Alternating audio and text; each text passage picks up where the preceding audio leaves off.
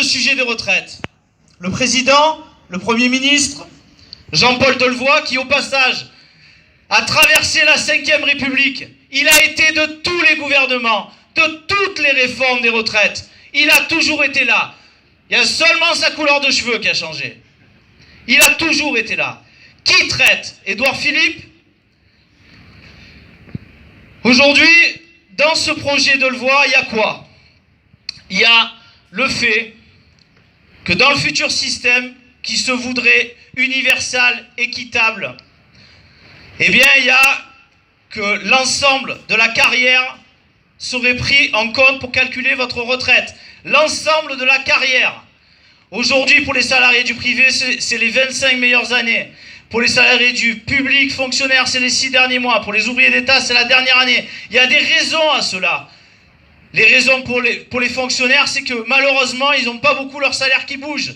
Et depuis 10 ans, avec le gel de l'indice, c'est encore plus vrai. Et il y a des raisons à cela.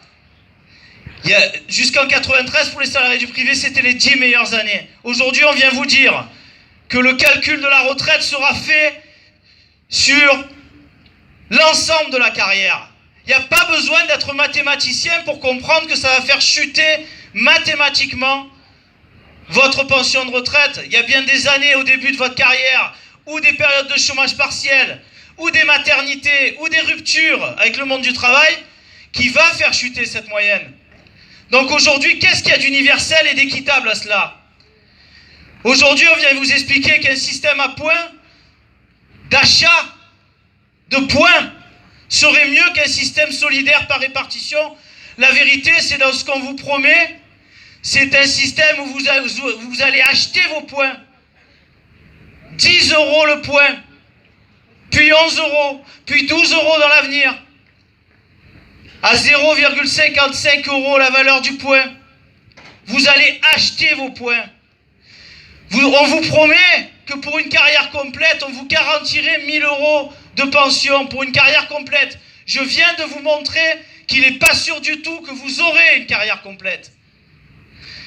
Le seul objectif, les deux seuls objectifs, sont ceux que je vais vous dire. L'objectif, c'est de faire baisser le niveau de la pension de retraite pour chacune et chacun, que vous touchiez moins à la retraite. Pourquoi? Parce que ce n'est pas une réforme pour plus d'équité. C'est une réforme financière et uniquement financière. Pourquoi? Eh bien parce que dans ce rapport, il y a une règle d'or. Et cette règle d'or, elle dit quoi? Elle dit que quoi qu'il arrive dans l'avenir, situation démographique, économique, eh bien il faudra respecter 14% du produit intérieur brut. Ça c'est le égal. Ce qui donne ce égal, c'est le nombre de retraités qui va monter, multiplié par la valeur de la pension, les sous que vous allez toucher. Pas besoin d'être mathématicien pour comprendre que c'est bien la valeur de la pension qui va chuter. La vérité, c'est que la finance veut faire main basse sur ce que représente la somme d'argent des retraites. 314 milliards d'euros qui échappent à la finance. Pourquoi je vous dis ça? Eh bien, je vous dis ça parce que, qu'est-ce que vous voyez le long des routes depuis des jours et des jours? Des panneaux, le Crédit Agricole, le CIC, toutes les banques du monde vous disent capitalisez, mettez de l'argent de côté chez nous. Mais vous croyez que vous allez vraiment mettre de l'argent à la banque? Vous allez mettre de l'argent sur des fonds de pension. Tout ce qui est monté dans le privé, tout ce système d'épargne depuis des années, vous mettez de l'argent sur des fonds de pension qui à tout moment peuvent s'écrouler. S'écrouler comme aux États-Unis. Et vous perdrez cet argent.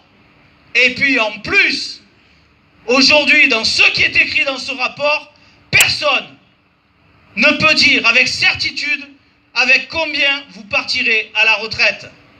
Et puis, ces jours-ci, est arrivé un argument fallacieux, dégueulasse. La clause du grand-père. La clause du grand-père, mais qu'est-ce que c'est? C'est toutes et tous, on vient nous dire, pour vous, vous allez passer entre les mailles du filet. Et vous serez dans le système à peu près actuel. Pour nos enfants, nos petits-enfants, eux, ils seraient dans le nouveau système. Alors nous, on porterait la responsabilité de les laisser crever la dalle. C'est ça qui est en jeu.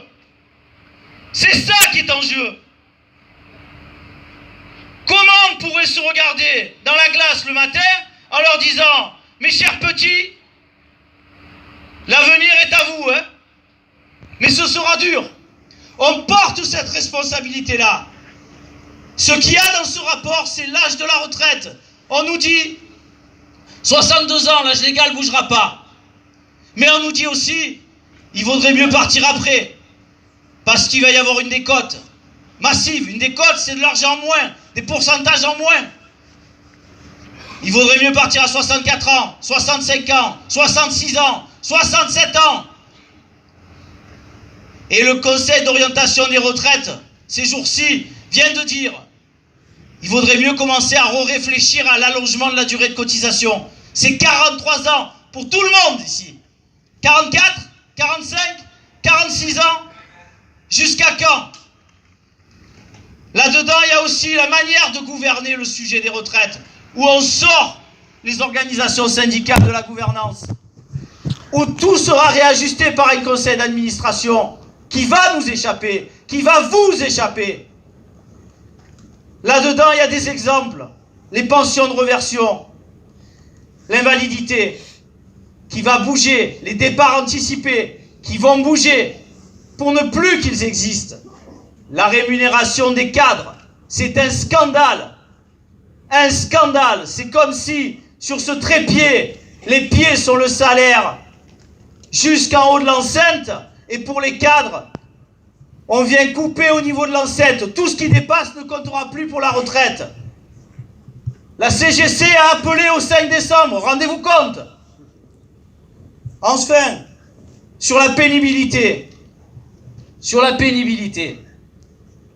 Il y a des professions parmi vous, il y a des corporations parmi vous qui, dans l'histoire, se sont battues pour faire reconnaître que le travail est pénible et que vous puissiez partir un peu plus tôt à la retraite. Parce que la retraite, c'est pas l'antichambre de la mort. Parce que la retraite, ça doit pas nous forcer à retourner au travail pour vivre. Ils le diront dignement. Pour vivre.